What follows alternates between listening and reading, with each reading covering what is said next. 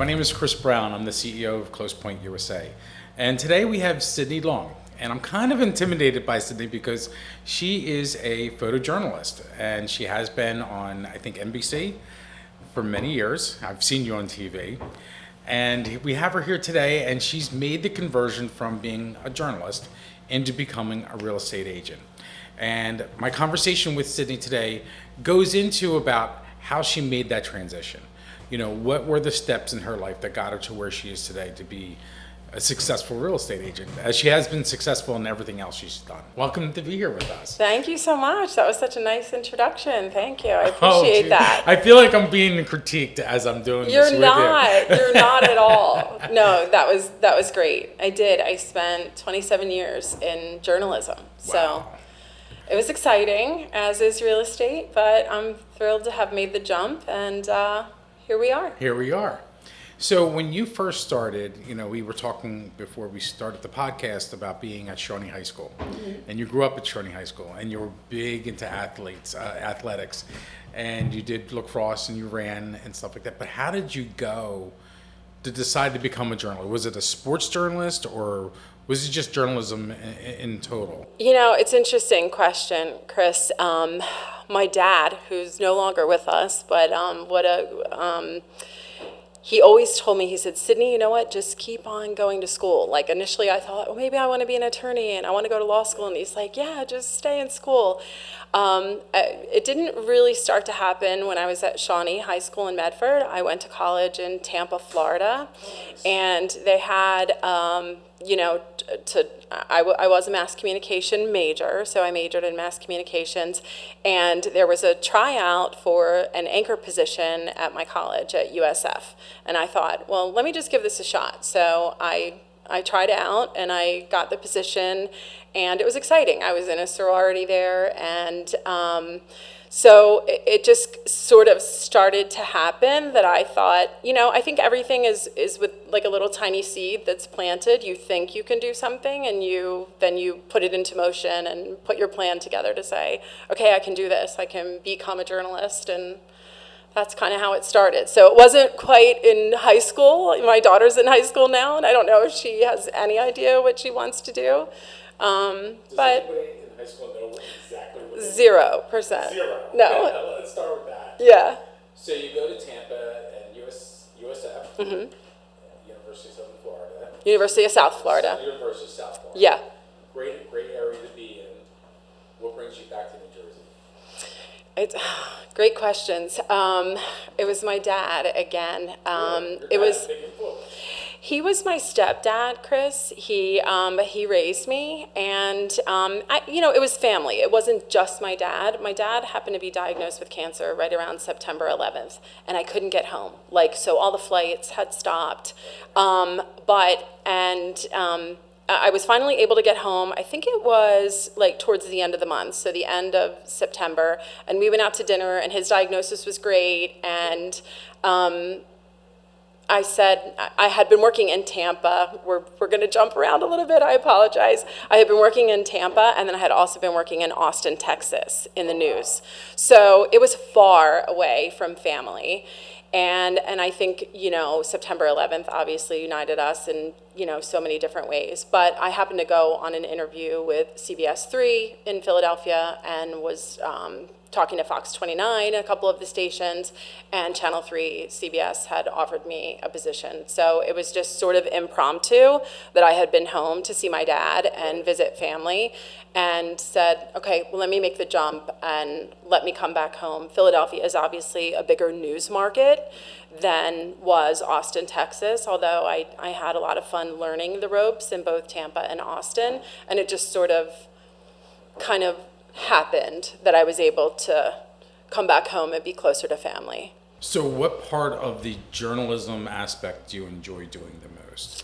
Because I've seen some of your stuff, and you've covered a lot of different aspects. I mean, I have. I've seen really sad stories that you've covered where there's crime involved and, people being beat up and, assaulted and stuff like that. But I've also have seen you do like really nice family pieces? Yes, and things more about- human interest. and more human interest stuff, right? Yeah. So what in that gambit of different topics do you like to do the most? I think I really like people's stories. So I think as I began to mature into my profession, I probably did lean a little bit more towards, some of the human interest stories and wanting to do some sort of positive stories and not all the negative. I remember when I was in my early 30s and I was living in, I grew up in Medford and I was living here in Marlton, and I said to my mom, I can't even tell you how many people were murdered in the stories that I did this week, and I was primarily covering news in Philadelphia. And it was it starts to add up on you, some of that negativity. So, but I have covered politics. As far as, I love the courts. I mean, I mentioned to you that if I hadn't gone to school for journalism, I might have wanted to become an attorney. Right. So I do love, that aspect in covering the courtroom and justice for people who have been wronged, if you will. Right. And that kind of stuff. So I love the courts and I love the human interest stuff, probably a little bit more than politics. I can see where the crime and the assault stuff can weigh on you. And it's like, what am I doing? I mean, you're walking into something that's tragic every day and you have to report on it. Yes. In such an unemotional way, so you can just give the information, but...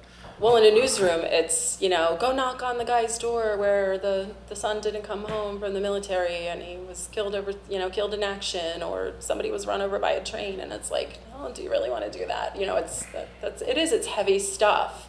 And Wow. Cumulative over the years, that does begin to add up. Absolutely. So it's probably a little bit of We're all human. yeah, a little bit of wanting to transition. So, how many years journalism? 27? 27 and 21 in Philly. When was the last time you were live on air doing your thing? So it was in October of 2023. Wow. Yeah. Recent. Yeah. And what made you decide, okay, I'm ready to do something different? The real estate game, how'd that go in? So, you're in title. My mom was founding partner of a title agency, years back. She's now retired. She's in her later 70s, kidding. but real estate has always kind of been in the blood. So I always would, I would Sure. hear about all the real estate transactions and stuff at the dinner So table. it's in your growing family up. blood, basically. It really is, Yeah. yeah. So she was in title for a long time. And I started to study during the pandemic for my real estate license. So, Gotcha. And I thought there's a lot of parallels, as far as I'm concerned, between journalism and real estate, honestly. I mean, it's the sell, the pitch. You have to be kind of, what's the word I'm looking for? You have to be able to handle both sides of, a transaction or a topic as far as news is concerned. So I just feel like being front facing, enjoying meeting people, enjoying their stories for real estate, whether you're buying or selling a home, this Sure. really is the next chapter of your story. Right. And when I'm meeting new clients, I'm letting them know that I'm gonna, I ask tough questions for a living. I'm gonna ask tough questions, now on your behalf to make sure the home that we're getting is safe, secure, affordable, within your budget. Make sure they get their title insurance, all the things. All the things that are needed. That not everybody knows. So Isn't it amazing that when people are buying real estate, being their biggest investment, for probably Absolutely. 95% of the people Yeah. that we close, I'm always astounded by the fact that in high school, they've never really jumped into the facets of owning real estate and all the things that you have to go through to acquire a home, and what are the little nuances that you need to know. right, it should be a class. Should we Totally. Should we start one? It's funny, I was going to come back to what we were talking about before. You were a part of DECA at Shawnee High School. Yes. And my dad was a teacher at Shawnee and ran DECA and started DECA in South Jersey. And I always found it as when I was doing any DECA events, it was really good for students to interact with professionals to be able to ask questions that you're not getting in the classroom today. I think we're so cookie cutter, and not to get on my soapbox here about, education in high school, but I'm looking at all the things that you've done, and you had DECA in your resume, go on to college, being able to be versatile, to jump into journalism, make a huge career out of it, and now you're utilizing your investigative resources to become a great realtor for somebody, to protect their interest. Absolutely. I just don't see a lot of that happening today, and I have kids in high school. Or Same. now they're out of high school, and you do I have also. one in college, and my son is a sophomore in college at St. Joe's University, and my daughter is in high Nice. school. She's a junior.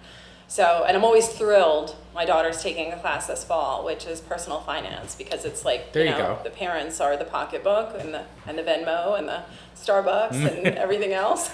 Right. It's expensive. So But did I'm they happy ever that get they're into learning. it with her about, because I asked my kids and they said, no, Dad, I have no idea what you're even talking about. Like, so did they ever get involved, saying, hey, what's your daughter's first name? My daughter's Emily. Emily. So Emily, do you talk about real estate? Do you talk about what I do for a living now? I mean, how, does I she? don't know that they do. I mean, she does a little bit, and I think my kids were proud of me, and thought it was pretty bold too to big. make the jump that I did. So I know they're proud of me in that regard, in my prior career, and I hope I've set a nice example for them. I think my son, who is a business major and finance major, Nice. he's talked before about becoming a builder or, getting into real estate or sales. He's very tall, he's very handsome. I'm like, this will work well. This will work well for him. He's got that it factor, right? Yeah, absolutely. That's Even if he super wants to cool. go to Florida and sell timeshare for a few minutes and then jump into it, whatever he wants to do. What is the best form of advice that you could give your kids as they're deciding what they want to do with themselves? Wow, that's such a heavy question. I had this conversation with my daughter the other day because we went and we're beginning to look at some universities. Both my kids are athletes, they're rowers. Great sport. It's interesting how AI is changing our lives, and I don't think Emily knows exactly what she wants to do. So she's talked about law school, she's talked about teaching, some education, some different things. And she and I had the discussion in the car the other day, and I said, you know what, maybe we're going to plug some stuff into AI, and we're going to talk about your personality and talk about your strengths and kind of put it in there, and let's see where that gets us, and let's start to make some lists the same way we're doing with the college visits on pros and cons. That's really interesting. Being far away from home, being close to home, the cost of the university, if you have scholarship or not, things like that. But the best advice, I think, would be, and it's what anyone, a big athlete or anybody's going to tell us, is to do something that you really love that doesn't feel like work. But I think, to your point, where you don't have all the classes per se in high school, kids know what a doctor is, they know what a mailman is, an attorney, a police officer. Yeah. But they don't know all the different fields out there. Sure. And kind of what can be afforded to them. And in my mind, the same way that I knew nothing about journalism, it was just a tiny seed. And I thought that I could, and then I did. Nice. So as soon as they plant that seed and make a plan of action for what they want to do with their life, they can put it into motion and they can learn how to be the expert. That's so true. And In their it's field. funny, it's what Warren Buffett says. If you want to be successful, be good at something. Right. Be damn good at something. Like, be the best in that field, and the money will come. It just seems that I've lived by, and I've always worked with my sons in that regard, to tell them, hey, guys, whatever you decide to do, that's great. I don't care if it's a garbage man or whatever you want to decide. A doctor, just be good at it. Just be Right. really, really good at it, and you'll do well. So now, the real estate aspect. 2003, I'm getting out of doing, photojournalism.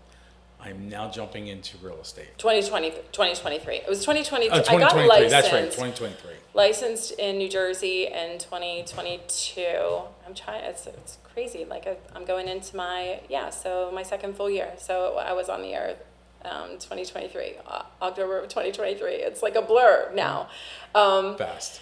So I just thought, and you'll laugh at this, but I lived my life in the car, basically, in the news van. We travel a lot. There's a lot of miles. So I don't necessarily love sitting at a desk. So that kind of matches my personality to kind of be out and about with buyers, with, sellers. And I just knew that if I put my mind to it and I put my head down, that I could begin to be successful. Listen, there's always a transition when you're coming from the corporate world and a specific salary to being commission-based. It's a little bit of a shock to the system. Definitely so, is. but I'm truly enjoying building my business. I'm also licensed in Pennsylvania. Nice. So I'm being aggregate and kind of taking, someone asked me the other day, like, what's your niche? And I said, my niche right now is being aggregate and taking a land deal, taking a first-time home buyer, taking someone who's downsizing.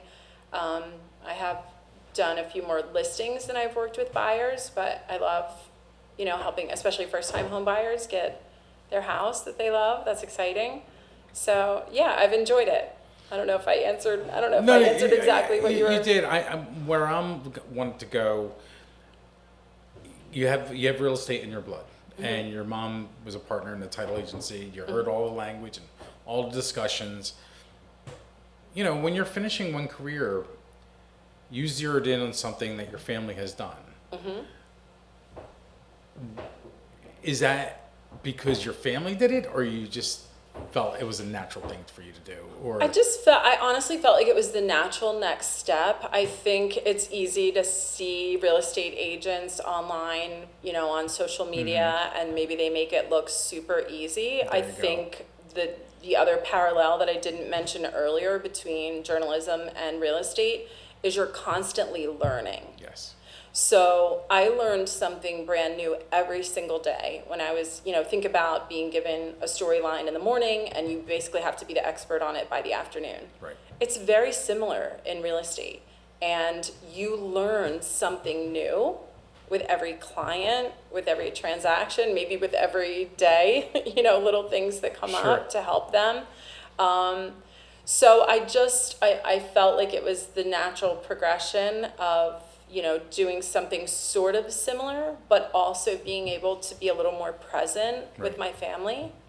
So when you're rushing around to breaking news and you work for someone else, your time is not the same.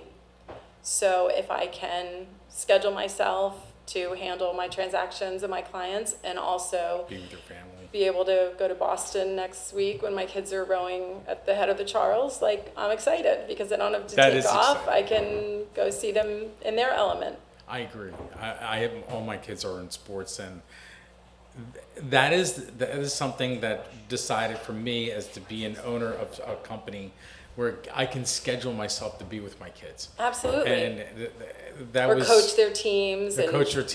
Right. And be there when they need you most, when they fail. Yes. And you're there to support them, not to destroy them. Or even to pick them up from school and make dinner and some of the things that I didn't always get to do. So you're with Pat McKenna Realtors. Yes. You work with Mark. I do. How's that going? It's excellent. I'm thrilled to be there. I love our team. I love the leadership, the spunk. I love that, we talk about family and we talk about those kind of things. My mom did business with Eleanor McKenna for many years. I love that there's a respect for women. Yes. And there's a family atmosphere. So the leadership, the leads, if you think about it, with 93 agents at our office, if every agent just had 1 year of real estate experience, we would have 93 years of knowledge in our office. There are agents that have 5, 10, 15, 20 years of experience. So if we don't know the answer to a question for our clients, we're going to get you. We're going to get the answer. That's the truth. And Mark I've known Mark a long time. And before we kind of teamed up, we were competitors. I don't know if you know, I owned 7 Remaxes at one time. We had 252 agents. Yeah. I did not know that. So I had always gone to Mark and said, listen, I'm done We've grown You're this done thing. being adversaries? Yeah, well, done being an adversary, but I was done. I always did title. I worked at a law firm, always did title. Grew the company since 1998. Did over 50,000 transactions, and I always enjoyed the settlement aspect of the industry. But running the real estate for me wasn't my love. I didn't enjoy it. Okay. It was something that I fell into, and we built. My wife and I. And I started talking to Mark, and I actually said, Mark, take this over. Right. I'm out. Right. He's like, You're like, let me do the title work let for me you. let me just do the title, and you do Right. the real estate. And that was 10 years ago. Oh, wow. That conversation took place. So I Okay. did it for 17 years. And he's like, I'm not ready yet. Things like.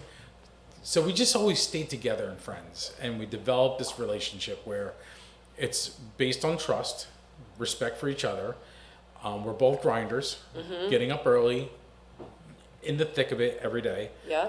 And I think that's why people like working with us, because they know that we're not sitting in some ivory tower and, giving the Heisman to the work. Right. We're not just delegating it out. We delegate some, but not a lot of it. Sure. And I think he and I come from very similar backgrounds. So I can see when I speak to agents that work for him, the respect. And I can see it in how you speak about the team. Absolutely. And all the facets that those guys bring to you guys. But getting back to, the Remax and Mark and everything, it wasn't until, I'm going to say 3 years ago, that we finally said, you know what, let's do this. Let's partner up. Let's partner up, and you take over the real estate, you do this, and I'll build out the transaction coordinator division, I'll build out the title division, and I'll, continue throughout the state. It works out great. Yeah, I love the TCs, by the way. Do you? I'm glad. Yeah. Glad. They're such a help. I mean, when we're on the road and they can help put a contract together and, with some of the paperwork, because Yeah. we're like meeting people, and I had like 5 showings yesterday. I didn't know which way was up. Yeah. For somebody who's in the business, I'm going to tell And you these direct. were, can I just tell you, it was Pennsauken to Absecon to Hamilton and then back to home to PA. It was a long day. Wow. So, yeah, but go ahead. But you've been in the business now almost 2.5 years, and you're doing 5 showings in a day. There's not people, that doesn't happen Well, this and early in that's people's careers. sure. And listen, I was at a small boutique brokerage and she's a good friend, and I learned so much when I was there in Haddonfield, and I'm grateful to sort of the hand holding as I was getting started on my Sure. real estate career. But what I realized, Chris, is not a lot of real estate brokerages now, and not a lot of agents actually show up. I like the brick and mortar. I want to show up. I don't work in the office every day, especially living in Pennsylvania now, and I'm starting to build some clients in Pennsylvania. Sure. But when our sales meetings are held, there's 50, 60 agents in there. Yeah. And what I began to realize too is if they have the listing, I'm going to have their buyer. If I have the listing, they're going to have my buyer, and we're going to have a very nice transaction together because we know the work ethic of one another. We know how we work. But I mean, his leadership is wonderful, and it makes you want to work harder. So are there days when we're in our workout pants and yoga, Yeah. we're writing offers from home? Sure, because we've driven like 17 hours the day before. Right. So, but to actually show up and to be able to bounce ideas off of your other colleagues and, have the conversations with them, it's about what you're speaking to, and it's all about those relationships. 100%. So Mark has many different aspects to the team, with ZillowFlex being one part. Right. And then direct marketing that they do, like from celebrity postcards to Yes. open houses and the social media. Mm-hmm. What do you find to be the best marketing tool for you to proliferate your business? I think I'm still navigating Okay. that right now. I think that I'm going to finding the time. It's very hard to do, by the way. It is. And to decide yeah. that. It's so I feel like it's I not don't have easy. like a solid answer being like, 2 years in. What I really would love to do is take what I've always known and done in the past in my wheelhouse being in journalism and turn that into like stronger social media presence, and maybe on additional platforms. Like my kids are on TikTok and all the other stuff, Sure. but it's like, okay, do you use TikTok or do you use LinkedIn for business? And here I'm in the middle with Facebook and Instagram. But I do think there are people who knew me from what I did in the past, and that I have gotten, so that's my sphere of influence, that they're going to message me on Facebook Messenger and, my mom, we need to sell my mom's home, could come over and see me. So I'm still navigating really what's going to be. I've done the postcards, I've done a little bit of everything, but I think I'm going to have to get back to you on that answer. I'm going to follow up too, Okay. because it's an important decision to make, because you start to build, and I call them bread baskets of business, Okay. different funnels. And then you only have X amount of dollars to allocate into those different funnels. Sure. And I get so many different answers from people. I mean, I interview people like a friend of mine, Christian Giamenko, $100 million producer, only does, well, not only, but he predominantly does like 1.5 million and above homes. Wow. He crushes it in Homedale. Well, Christian sends out 10,000 postcards a month. I Wow. mean, like So that boom, really is that's his bread and butter. That's Like, his bread and butter. They don't throw the postcard away. They know. They know him. They know his him. family. He's been in that area for a long time. So I hear from him. And then you have Matt Rowack, who runs the Rowack team, which is Mark's, they're good friends, but they're competitors. Oh, big time. Yeah. Right. Because Matt will call me up. It's like, oh, what's he doing this week? How busy is it? And Mark Right. will call me up and say, hey, Matt looks pretty strong. Is he really, doing what he's doing? And it's really cool to watch these guys. Mm-hmm. And then when they speak together, we just had lunch together not too long ago. And I just sit there and watch these guys, these dynamos. It's exciting though, right? Like it's such good energy. Like I Totally want to do good. that. Yeah, and Matt is huge, on pay-per-click advertising, and Okay. he does a lot of Google work, and he does algorithm stuff, and Okay. he also does a lot of Zillow also, but not Zillow Flex. He does the other Zillow. I do make sure to get feedback on my. They're huge. With my transactions. You have and, to. Yeah. It's So amazingly the important. testimonials I love, and I feel like all my clients are I'm wonderful. shocked how many people don't do it. It's so easy It is. and so important that people actually. I do read testimonials. When I go look at a business, I want to see what people actually say. Well, think about when we order anything, Amazon or wherever, we click to, see how many everybody's stars, reviews. right. So we need Exactly. the It's the testimonial truth. on the garment or the person, So with the aspect of diverting your funds into this, I call them the 7 funnels of real estate, which I wrote one time, but you have to decide what you like the most. I have guys and girls that both like Realtor.com. Don't Right. want nothing to do with Zillow. Right. And they sock it into Realtor.com. And Zillow Flex has definitely filled in the blanks where my very first year in real estate, I did 8 deals. So, which was great to Which is kind of get off the huge. ground, and it was mostly my sphere of influence. So, I'm gonna refrain from saying my numbers because we still have a couple months left in the final quarter of the year. But I am where I was. Listen, every transaction is important to me, but I feel like in the spring of 2024, I was writing offers for $225,000, $335,000. This year, I'm writing offers for $1 million. So if that's one aspect of how I'm growing my business and kind of growing my base and my my leads, the people that we help is Zillow's filling in the blanks, and I'm appreciative of it. And a lot of those leads are not just buyer leads, but No. they have a home to sell. They have a so home it to can sell. turn into 2 transactions. And then they also have family members, and they have friends, Yes. and they refer you, and they refer you. Absolutely. I can see I mean, and that's the goal, 100%. for them to love you and want you to be their realtor Yes. for a long time. Because you're not just a professional to them, you're a friend. You become a friend. You become Big a time. therapist. Yes. It's so true. Oh my goodness. It's You're a so true. negotiator. You're all the things. I remember in 2009 when we had the financial meltdown, and our realtors really became therapists for so many people. Stay the course, let's Sure. see what happens. You know what I mean? That type of attitude. as opposed to just like freaking out, and keeping. Right. But they kept a lot of deals together because they were able to temper people.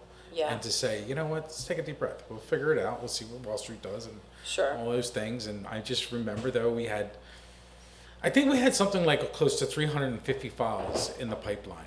Wow. And overnight, we lost, I want to say probably 150. Wow. Yeah. It was That's crazy. It was scary. And for agents who have gone through that time period that are still doing it today, they're so much stronger because of it. Absolutely. Huge. And then Yeah. COVID.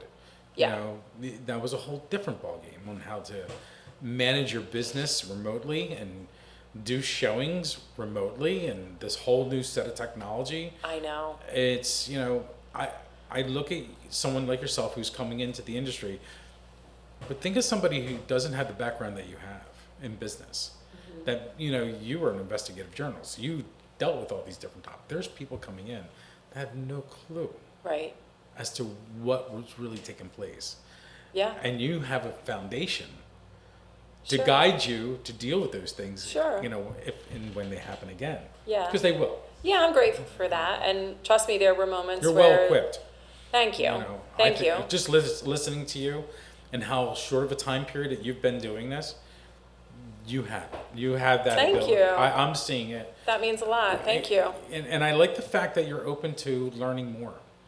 Yeah, absolutely. Yeah. I just started to say, trust me, when there were times where I might be on the air or at a scene and the anchors, said, Cydney, what about this? And we might have just gotten there. We might have just arrived. And I wasn't afraid to say, at least as I matured in the industry, I don't have the answer to that question right now, but I'm going to get it for you and I'm going to get right back. And Right. we might have to do that in real estate also. So And there's nothing wrong with being honest. yeah, just be honest and be genuine, be yourself. But I'm truly a caring individual, and I care about my clients and their well-being, and I want to see them thrive.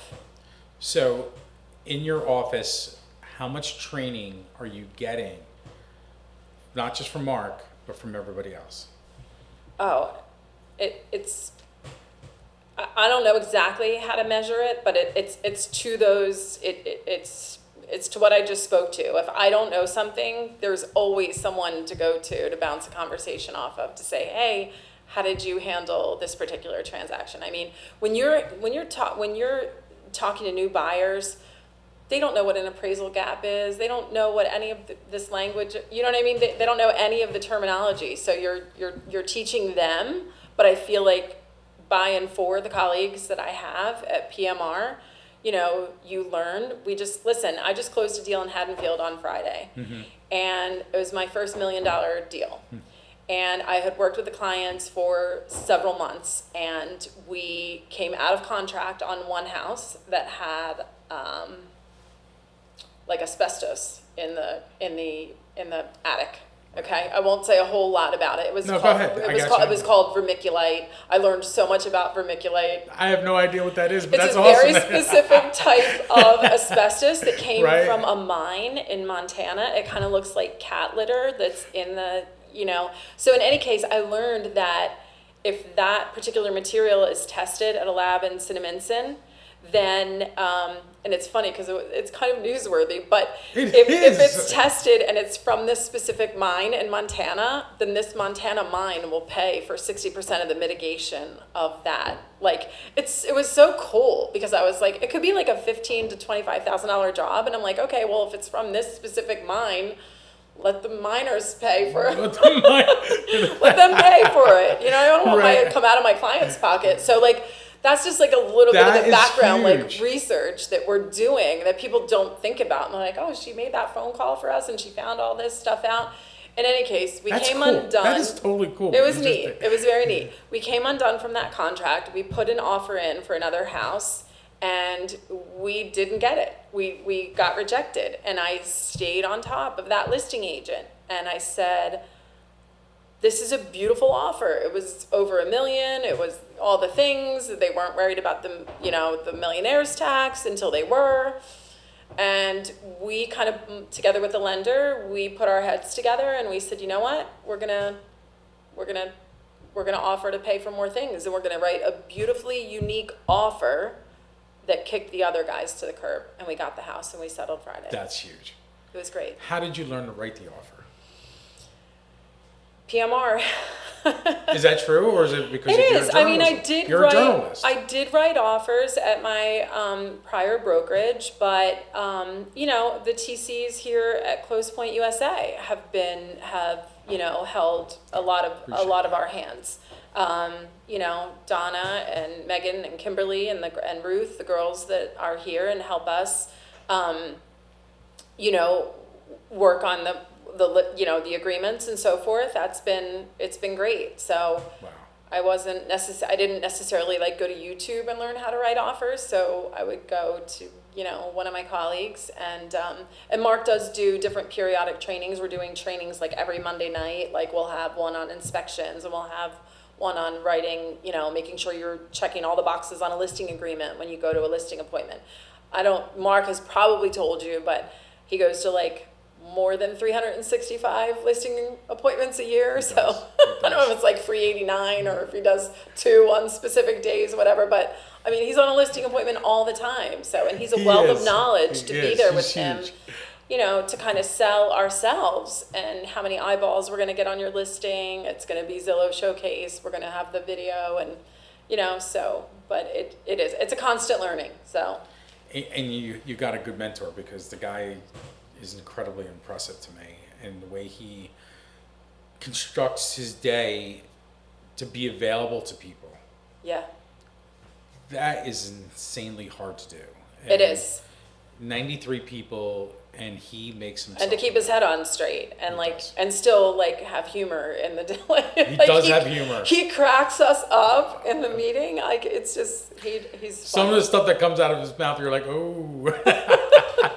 Hey, Mark, if you hear this, you know, I was at your house with a party. Yeah. Like, did you go to that party? Were you with the bull? No, the bull, and the things he was gosh. saying, I was like, oh my God, it was so much boy, fun. Mark. I know. I didn't get on the bull. I'll have to get on the bull next year. Face your fears. So me, Mark, Shannon's his wife, and Deanna, my wife, are all going to Notre Dame Navy. Nice. Football game at Notre Dame. Awesome. So we're looking forward to that. We've gone and done a lot of stuff together, and we always seem to just laugh. Yeah, I love Just Shannon laugh. too. Yeah, she's I'll have great. to meet your wife. That's great. Yeah, Deanna's here. She's upstairs. She handles all the accounting and all the, you know, she's the one actually who built out the TC platform. Okay. And we can. She did a training. She did a training for us. Yep. So I met her on Zoom or online. She does all the dot loop trainings. Yes. She does the videos, and I like dot loop. I do. do you like it? I do. I came from DocuSign, and I like dot loop. What yeah. do you like about it? And I there's a just think reason why it's- I'm asking you. I don't know. It just simplifies. It's simpler to me. Okay. I don't know. The loop starts to work its way around the closing date. The stuff is on the, you know, the front page with the house, the picture of the house, the closing date, you know, and then it's easy for me to attach the PDFs. I was never like, you know, my fiance will probably, you know, he'll be over my shoulder because he wants me to do technology how he does technology. And I'm like, do you remember that I spent 27 years in a news van with an iPad on my lap? Like I didn't have these big 2 pretty computers in front of me. Yeah, I know, right. So like the PDF will I could just drag it into where it belongs. And That's really cool. yeah. Because we've been working with dot loop for a very long time, and I hear positives and negatives, Okay. but I've yet to find a platform that can manage. We have 550 agents that we do manage. Wow. So yeah, and we offer the seats. We manage the dot loop. So I hear, you know, from people that say, "Oh, dot loop is this, and dot loop is not the best, or whatever." And I say to them, "Well, what's the alternative?" And they don't have one. Right. You know, and I think the only hang up we had is if like a husband and wife are trying to sign at the same time. They can't be in the document together at the same time. That is so, true. but I just had to be like, okay, let her sign it. Ladies first, and then you'll go next. Then jump in. Yes, yeah. That's interesting. But Yeah. you know, some people said, "Oh, why don't you go to DocuSign?" Well, the DocuSign is not a file management system. It doesn't segregate transactions. It's not a platform that runs the real estate aspect and gives multiple access points where if somebody's working in the background, like your TC on something, somebody else is doing something else with the file, it doesn't allow that stuff to happen. And I don't think they look at it from a scaled position as to what .loop does.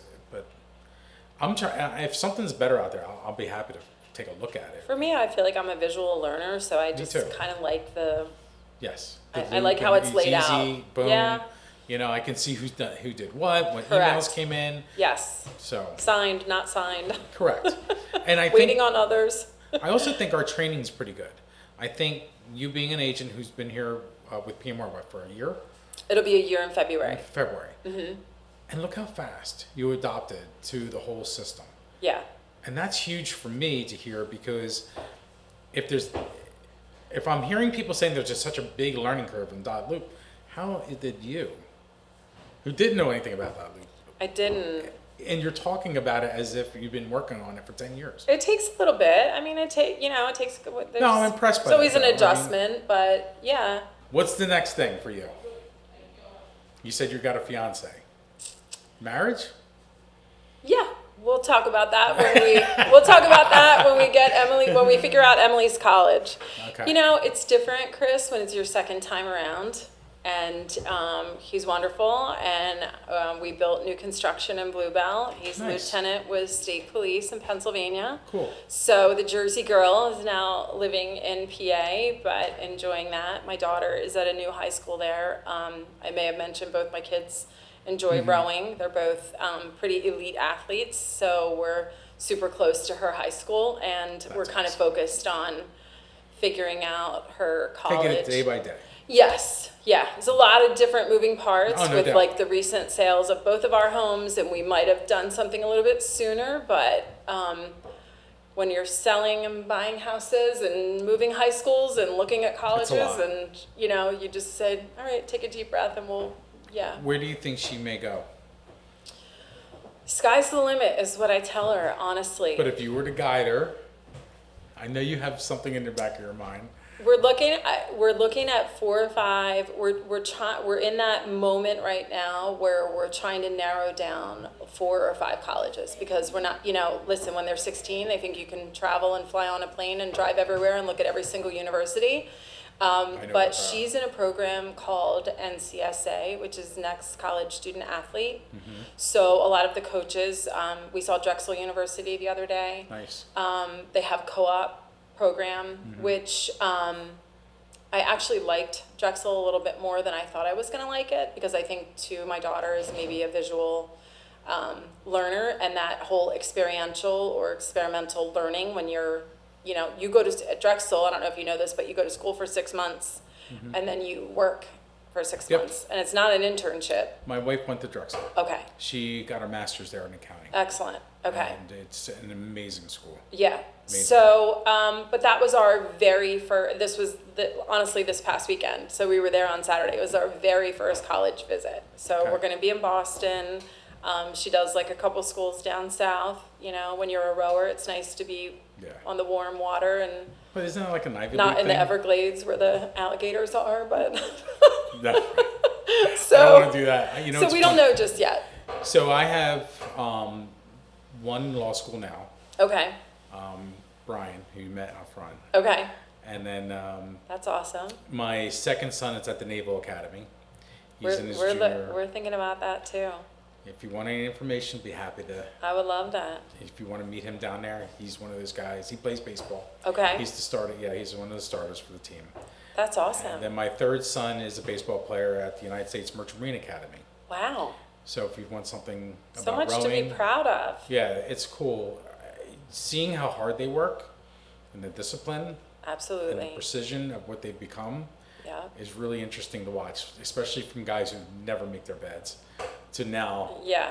up at 4:30 in the morning. That's my son right now. Measuring out the hospital.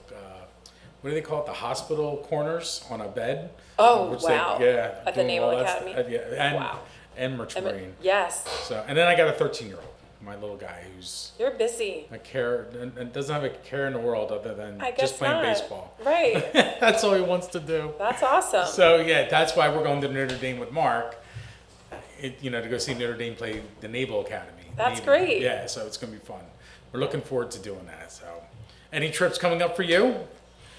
You're doing all this stuff, working. We're gonna be in Boston for my kids to row. Yeah, when are you doing? When is that? The Head of the Charles is the third weekend in October, so Okay. we'll be there Friday, Saturday, Sunday. So I'll have a high schooler and a college athlete competing. So it's That the is biggest so regatta cool. in the world. I've never been to Boston, so I'm excited. I'm going November 15th. Oh, you are? Okay. Yeah, I'm looking forward to And it. then we're actually going to Europe for the first time, so next June into July, which is, believe it or not, my daughter's trip with a friend through her high school.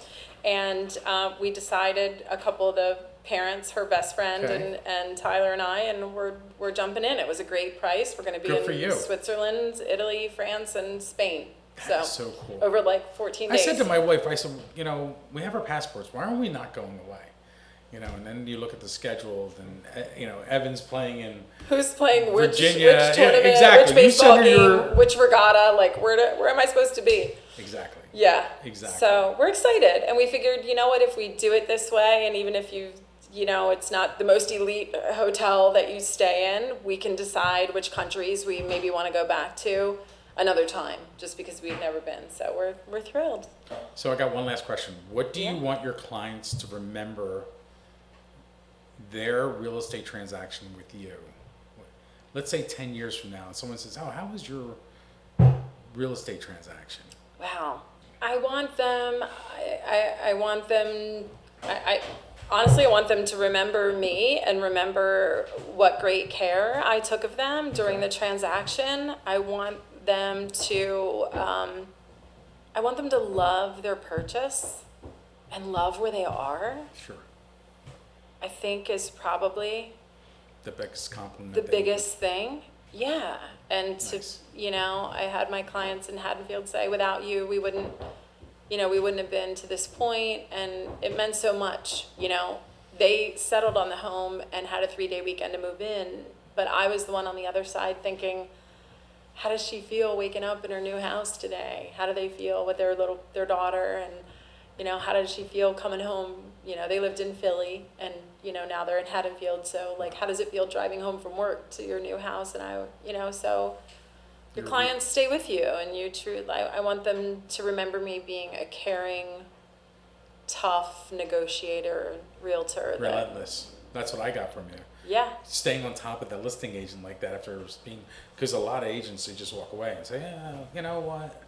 I didn't get the I didn't get the deal for you." No. Yeah, relentless You is a didn't good do that. one. That's a good one. That's awesome. Well, thank you for doing this.